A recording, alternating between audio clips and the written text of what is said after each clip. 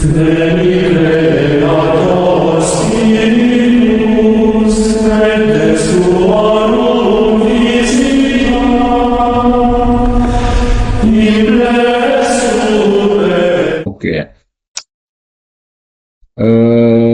Salve fratres, te iterum videre, Patris allegro veritas liberat vos. Oke.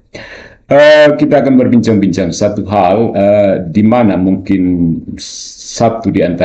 beberapa di antara kalian yang mengetahui bahwa ada satu channel YouTube yang khusus mendedikasikan dirinya untuk membahas video-video saya yang beredar di sosial media, terutama tentang ajaran Gereja Katolik, dan dia dengan penuh percaya diri mengatakan bahwa Gereja Katolik adalah sebuah kultus. Nah, pada kesempatan ini saya mengajak kita semua untuk mencoba mencari tahu apakah Katolikisme, ismenya dalam tanda kurung, adalah sebuah kultus. Apakah Katolikisme adalah sebuah kultus?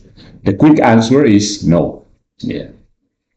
Jadi ketika kita berpikir tentang Katolik, katedral yang megah, besar, luas, agung, ritus yang kuno, ancient rites, dan tradisi yang dihormati sepanjang waktu itu, mungkin muncul di benak kita kalau berpikir tentang Katolik. Ya. Akan tetapi ada aspek menarik yang sering luput dari perhatian kita. Ya. Apakah kita tahu bahwa pada hari-hari awal kekristenan, istilah Katolik itu memang tidak digunakan untuk menunjukkan denominasi bentuk kekristenan tertentu, melainkan untuk menggambarkan universalitas ajaran Kristus itu sendiri. Jadi, Gereja Kristus pasti Katolik, tidak mungkin Protestan atau yang lain-lain. Jadi, berasal dari kata Yunani Katolikos, dan itu berarti universal, global. Ya, yang tidak bisa disangkal, yang berarti ya. Dan itu kelihatan tidak hanya berada dalam halusinasi orang-orang yang keluar dari kumpulan universal ini, kemudian membayangkan satu gereja yang entah di mana kau berada. Ya, esensi universalitas ini melampaui batas dan budaya, masih hidup dalam berbagai cara. Ya, Katolik terjalin dengan beragam tradisi di seluruh dunia. Ya. Katolik di Antartika dan Katolik di Afrika Utara misalnya. Ya. Terjalin dalam satu iman, satu kepala. Ya. Yang kelihatan adalah Paus Fransiskus, yang kelihatan adalah Yesus Kristus sendiri. Nah, pertanyaannya sebagaimana yang dituduhkan oleh beberapa pembangkang Protestan tersebut adalah, apakah Gereja Katolik adalah sebuah kultus? Ya. Mari kita mulai dengan apa itu definisi kultus. Kelompok dengan keyakinan agama yang berbeda dari agama-agama utama dunia. Kultus. Sekedar itu, makna yang paling netral. Ya. Kelompok dengan keyakinan agamanya yang berbeda dari agama-agama utama, mainstream. Agama yang tidak mainstream. Ya. Kelompok keyakinan yang tidak mainstream itu biasanya disebut kultus.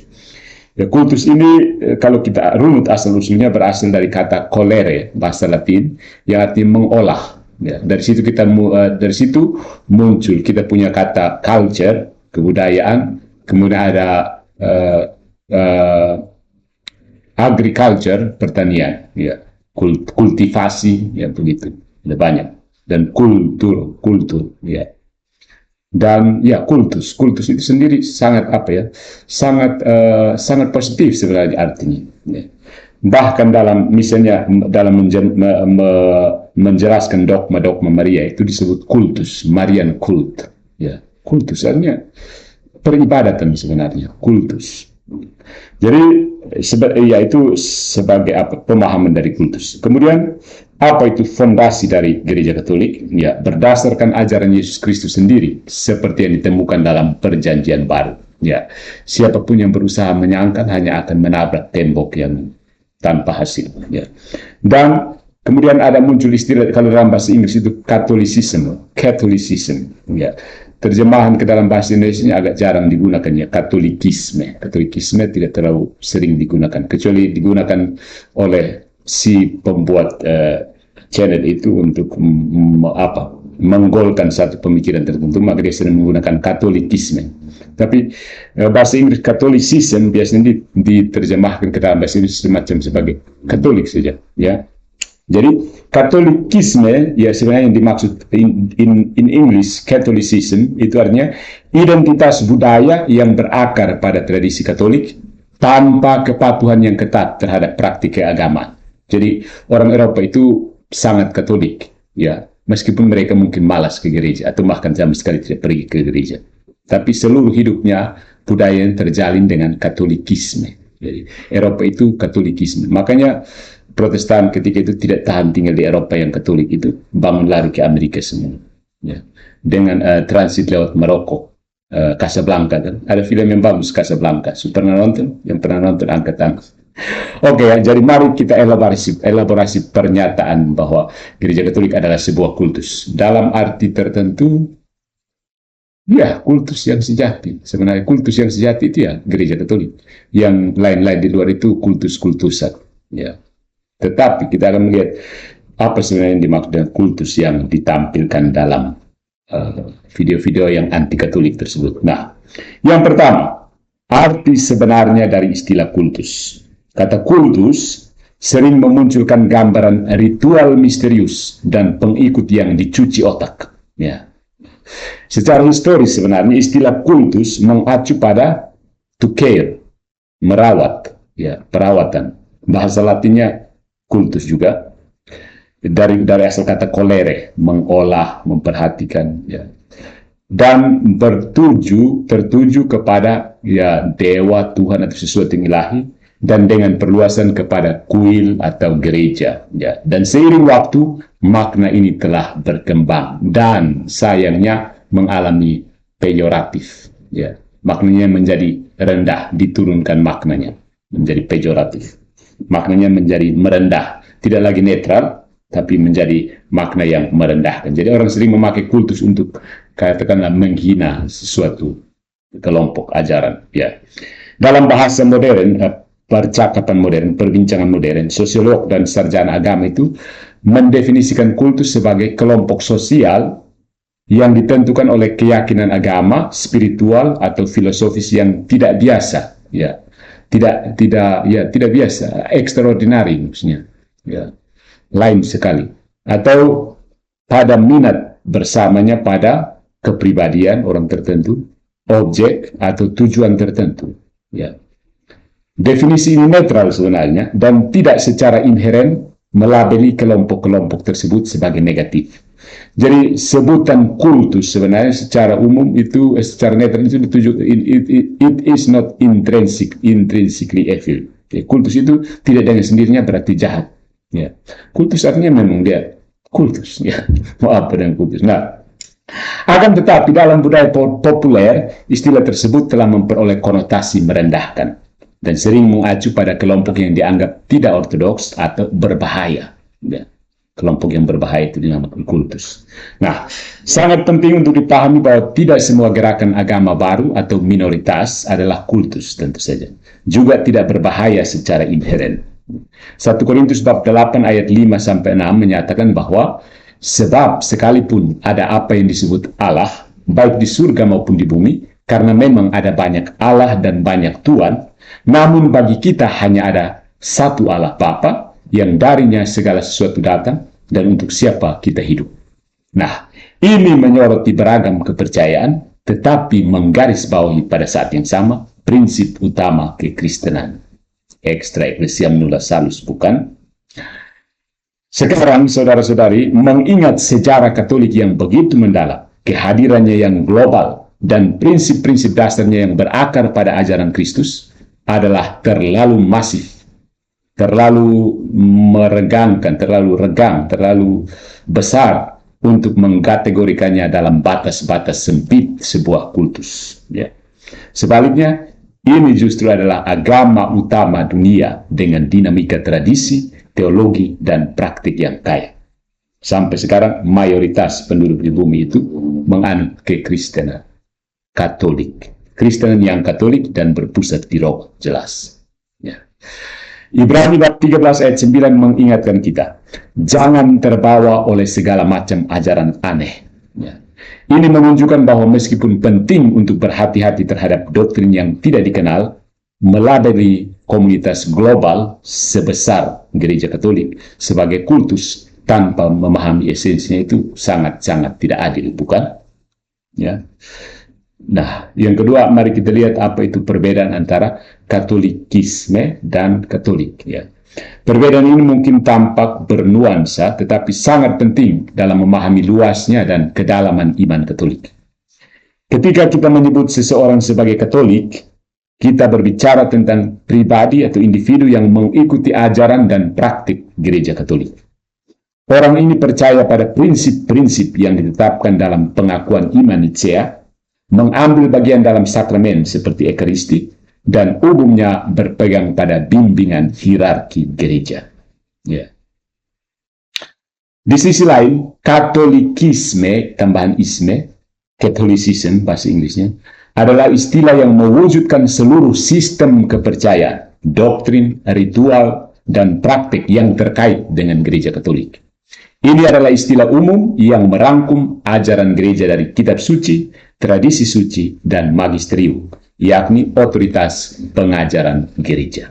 Ya. Pertimbangkan analogi seperti ini. Bayangkan Katolikisme itu seperti perpustakaan luas yang dipenuhi dengan buku-buku tentang teologi, sejarah, dan praktik.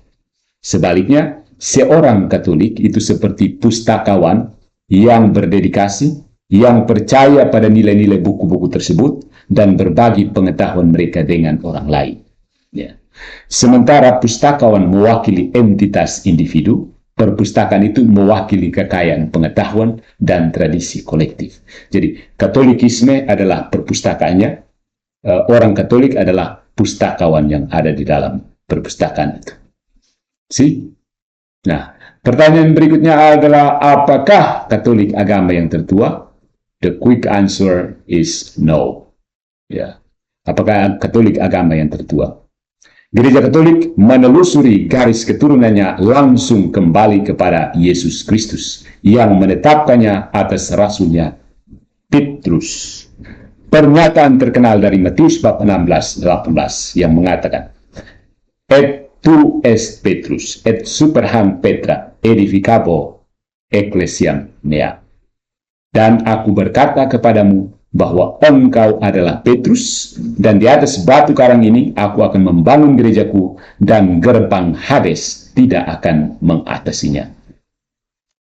Peristiwa dasar ini mengatur panggung, menyusun konteks, memberi panggung bagi kelahiran Gereja Katolik seperti yang kita kenal sekarang.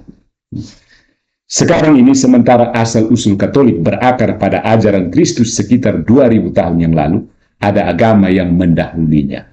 Ada Hindu misalnya, telah dipraktikkan selama lebih dari 4000 tahun. Sementara Yudaisme, dari mana agama Kristen Katolik berasal, bahkan lebih tua. Ya. Namun penting untuk mengenali dampak global Katolik selama berabad-abad. Melalui kegiatan misionarisnya, gereja membangun akar yang kuat di Asia, Afrika, Amerika, dan Oseania, dari tempat kelahirannya di Eropa.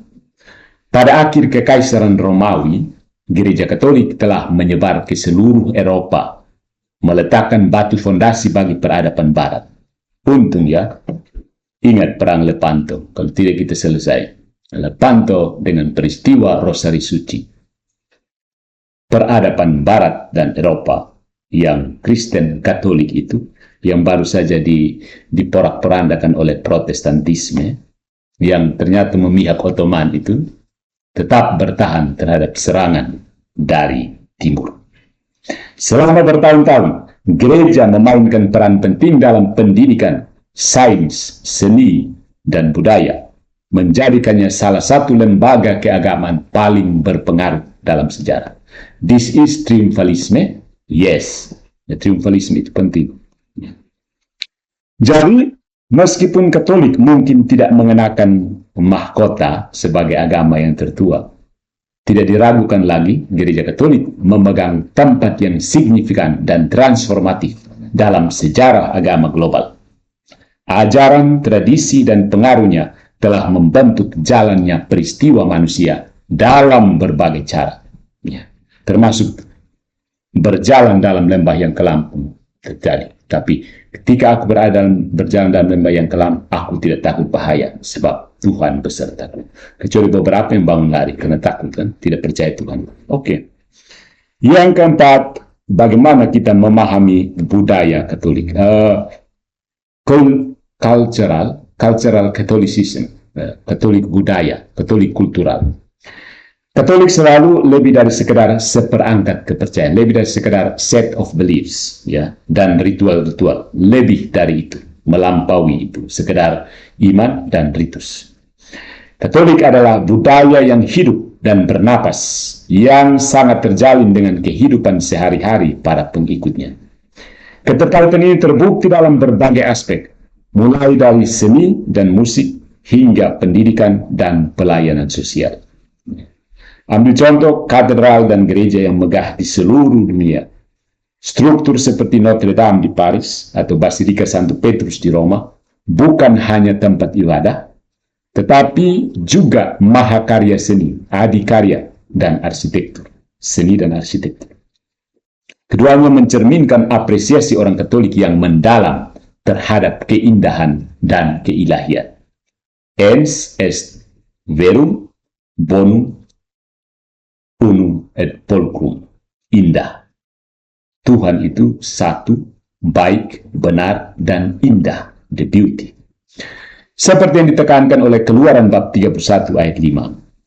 Dalam memotong batu untuk mengatur dan dalam mengukir kayu untuk mengerjakan setiap kerajinan, gereja selalu menghargai dan memupuk ekspresi artistik dari manusia. Ya. Jadi yang tolak-tolak patung itu karena tidak tahu buat patung, kan? Tidak tahu bikin patung dan gambar. Orang di timur ikonnya bagus-bagus, orang-orang di barat patungnya bagus-bagus.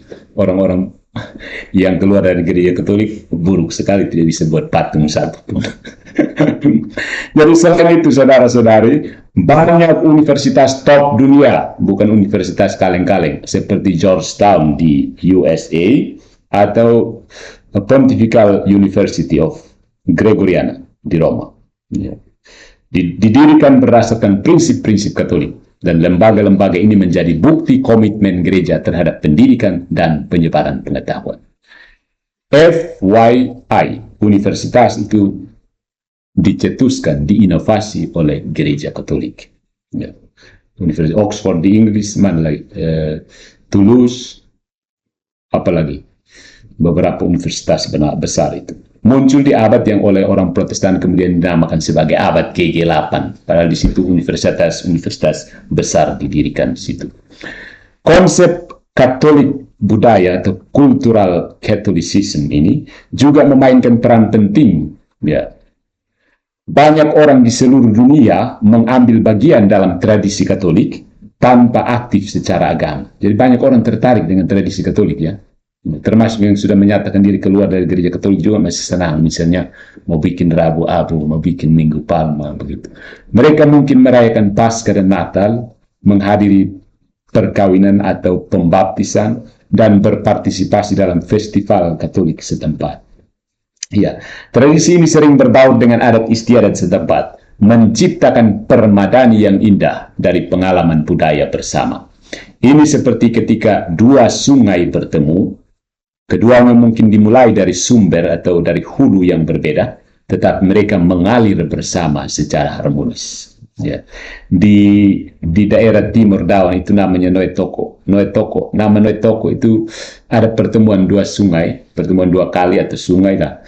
Itu selalu menjadi tempat yang nyaman untuk dijadikan perkampungan. Jadi ada dua Noetoko. Setahu saya ada dua Noetoko. Pertemuan dua sungai, satunya di TTU, satunya di TTS. Dan itu tempat yang subur, manusianya maupun lingkungan hidupnya, alamnya. Yang kelima itu, mari kita mengadres gajah di dalam ruangan. Ya, sesuatu yang diteriak-teriakan oleh orang-orang yang anti-Katolik. Apakah orang Katolik itu jahat? Ya, membunuh banyak orang, merepresi banyak orang. Ya. Menuntut semua orang supaya masuk menjadi Katolik, DST, DLL. Secara historis, saudara-saudariku, gereja Katolik seperti banyak institusi lainnya telah menghadapi kontroversi yang fair. yang just, ya, adil, ya. Berhadapan dengan kontroversi seperti biasanya institusi-institusi yang lain. Dari perang salib di abad pertengahan hingga skandal yang lebih recent skandal akhir-akhir ini, peristiwa-peristiwa ini telah membayangi reputasi gereja. Ya. Akan tetapi, untuk memberi label seluruh komunitas berdasarkan contoh-contoh ini, akan sama seperti dengan mengatakan bahwa semua buah semua jeruk itu asam setelah mencicipi satu buah jeruk yang buruk. Ya.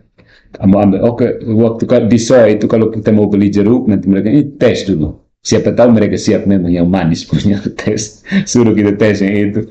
Ternyata kita tes lalu itu manis. Oh, ini semuanya manis. Tidak mungkin. Jangan sampai kamu pilih, kalau ambil yang manis, kamu pilih yang baik. Yang lainnya buruk. Atau sebaliknya.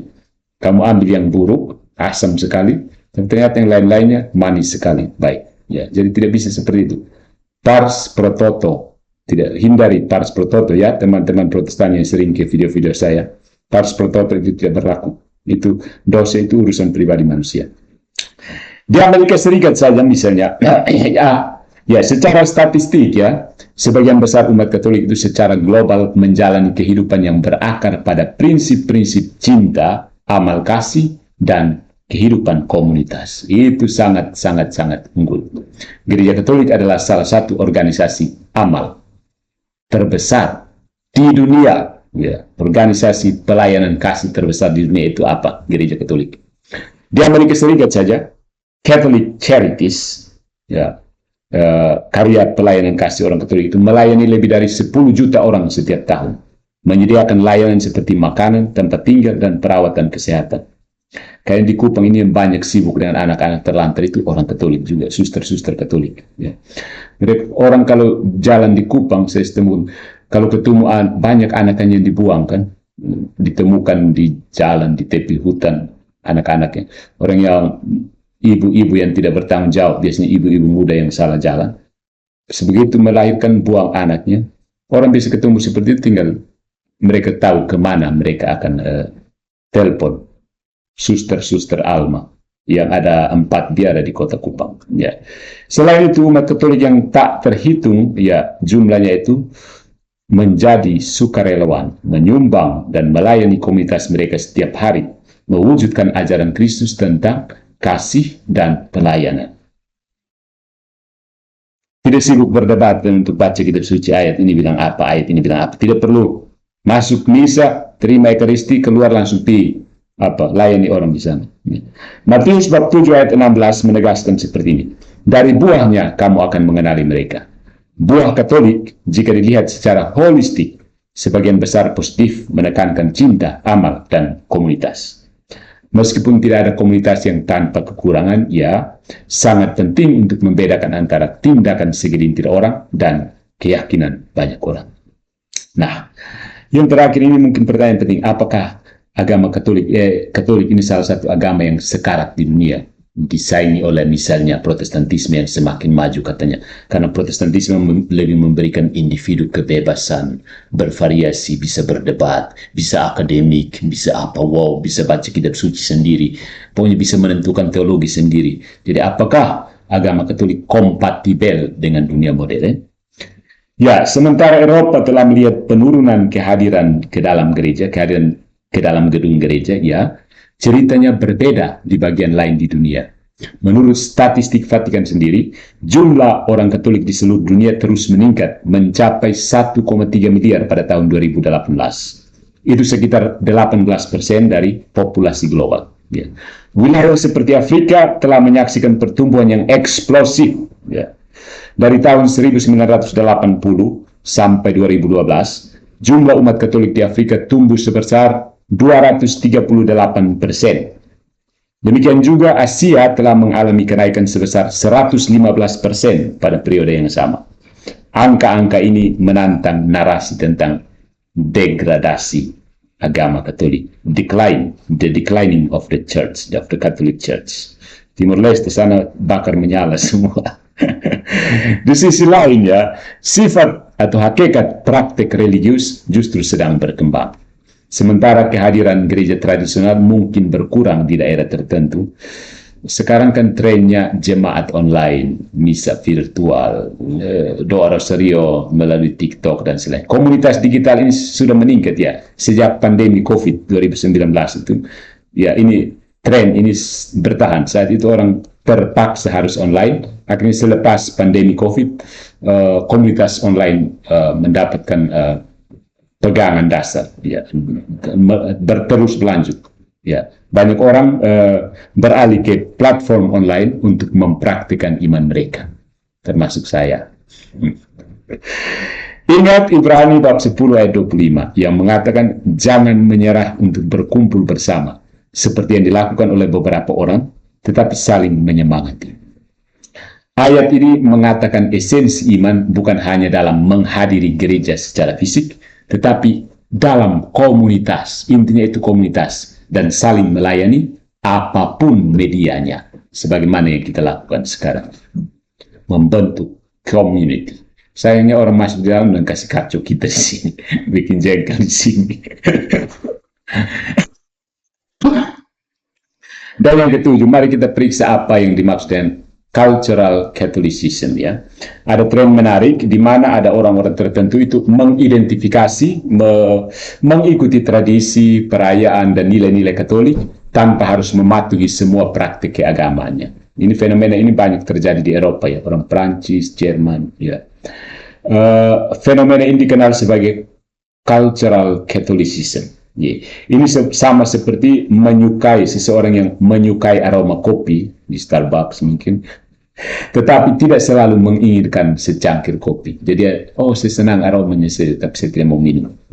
Orang-orang ini mungkin menyalakan lilin pada hari arwah atau menikmati pesta pada waktu Natal, tetapi mungkin bukan peserta reguler pada misa hari Minggu. Ya, ini namanya budaya Katolik. Sudah berakar secara budaya kan di Amerika.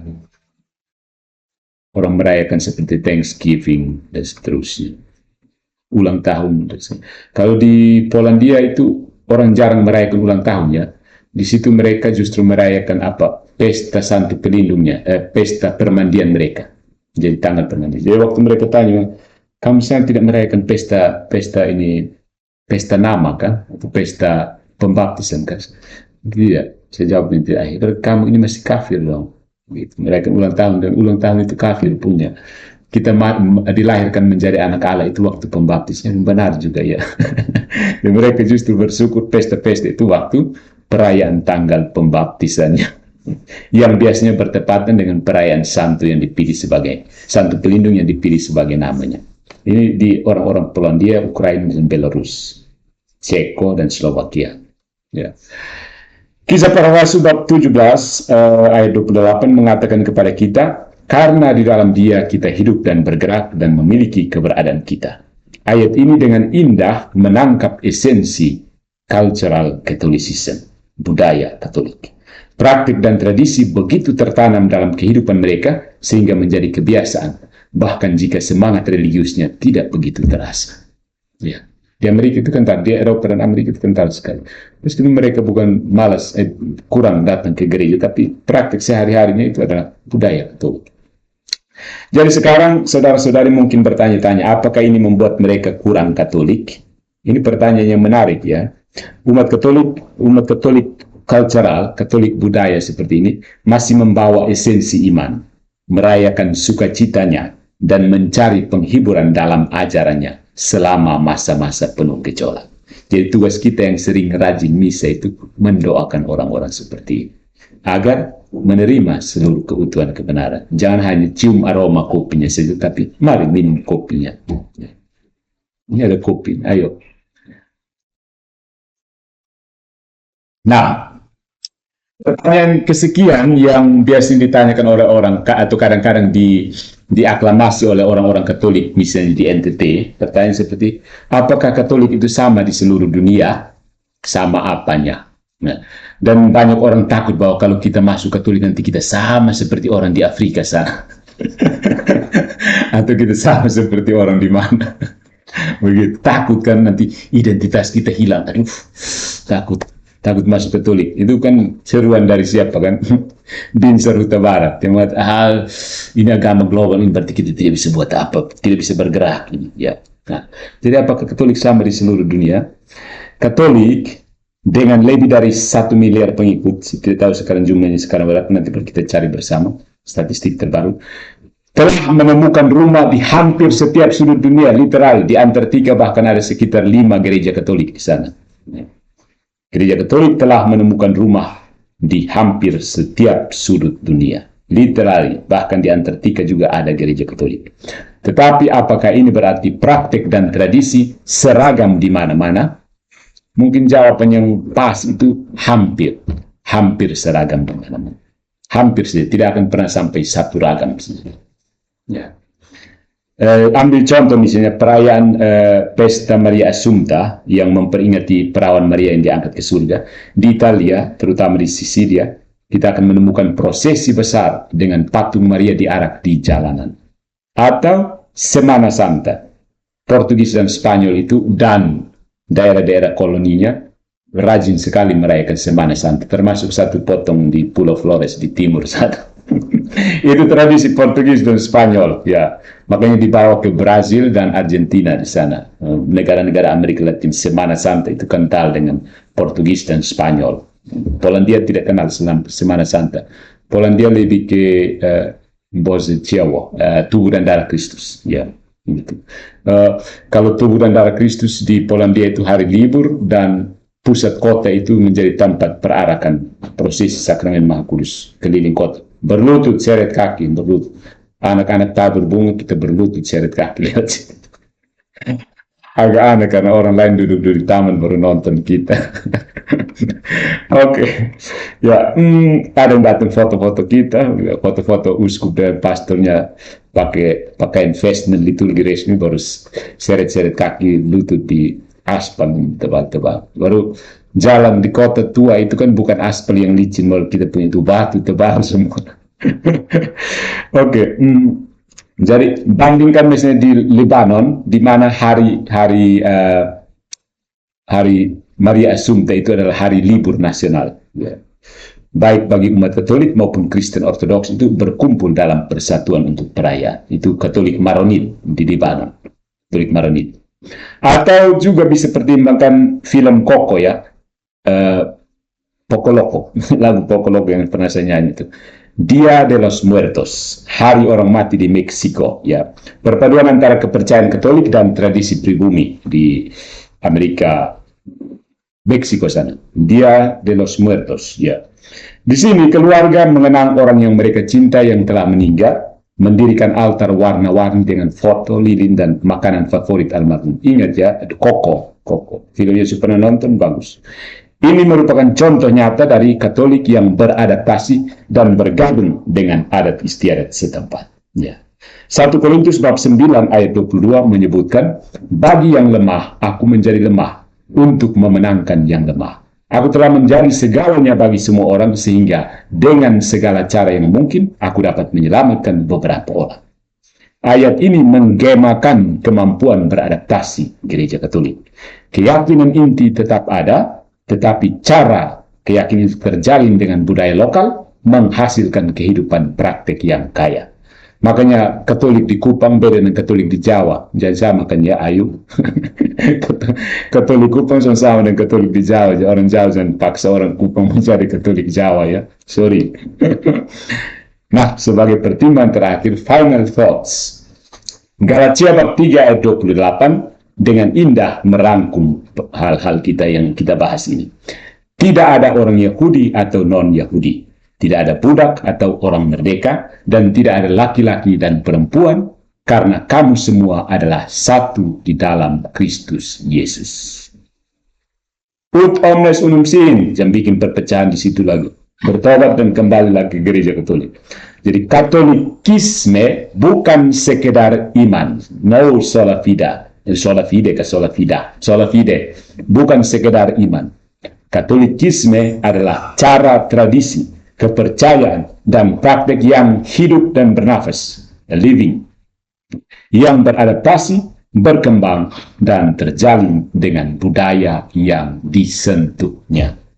Jadi, jawaban terhadap pertanyaan awal kita tadi, no, niet, nye, nehi, nein. Katolik bukanlah kultus.